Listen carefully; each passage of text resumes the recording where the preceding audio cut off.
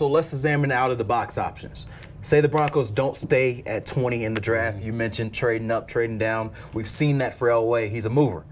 What's the best fit for him? Moving up for somebody, and if so, who? Or moving down and collecting more picks? My idea is this: if you're moving up, you're going to get a guy that scores touchdowns for you. Yeah. Whether it's McCaffrey, and the guy I like even better is O.J. Howard, because I think Howard as a tight end gives your young quarterbacks an easy target, especially in the red zone, and that's something the Broncos were missing last season, and they were missing it 2 seasons ago in Peyton Manning's last year.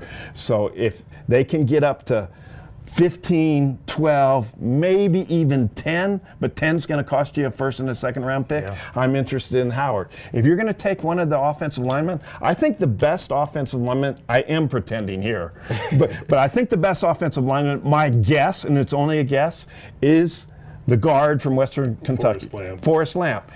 Guards don't have the cachet of tackles. Right. Right. Yeah. Well, and not as athletic or as good looking. You know? And he has alligator arms. And he has short little arms. Yeah. He's not a model like you are. Easy. I had the shortest arms in the combine in my class. All right, we can survive. Okay. We can survive. Okay, so let me go here. If you want Lamp, then you hope that he's behind you and you can trade back and get an extra pick. But now that you brought it up, short arms. Right, right.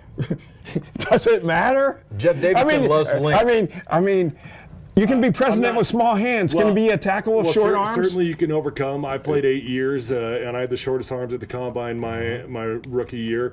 Do I think I would have been a better player if I had longer arms? Absolutely. Yeah, I mean, it was a disadvantage that I had to learn techniques of how to overcome it. Certainly if you're a great athlete, it's not something that's going to hold you back from having success, but it's easier. I mean, if I can reach you before you can reach me, well, that's advantage me, you know? So it's just basic science there. It helps. I think a couple guys outside of Christian McCaffrey that would be intriguing for the Denver Broncos. Reuben Foster, he's probably going to be there at number 20 now based off of what happened at the combine when he got kicked out, and then he had the diluted sample for his drug test. Those 2 things is probably going to push him back. He'll probably be available at number 20, and I think if he is, the Denver Broncos think long and hard about him. They probably even take him. You know, then there's so many tight ends in this draft. I think the Denver Broncos are going to draft probably 2 tight ends. Really? That's how good this tight end class is, and we've got a need for it. I think we're probably going to get 2 tight ends. I doubt if it comes in the first round, though, because there's so many guys that can help you, and why spend a first-round pick if there's others out there? Okay, let me jump in on Foster real quick. If he drops because of the diluted sample and the combine hoo-ha. Right, yeah. He didn't want to wait around. You know, who does? Yeah.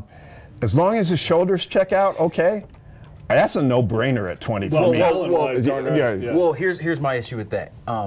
How many red flags do you take? And that goes into Elway's philosophy, where he sort of has, made his mark on taking a little bit of character guys. Bradley Roby had the, the OVI, and Shane Ray had the marijuana. But Reuben Foster, he's got a anger streak for the heated confrontation for waiting around. He's got the shoulder injuries. Right. He's got the failed drug tests. At some point, you got to say, hey, man, this guy might be more trouble than it's worth. Sounds a little bit like a linebacker to me as well. Like, sorry, man, I'm out of here. Yeah. But if he's healthy, I'm taking him. I mean, he doesn't have Joe Mixon anger issues. Yeah.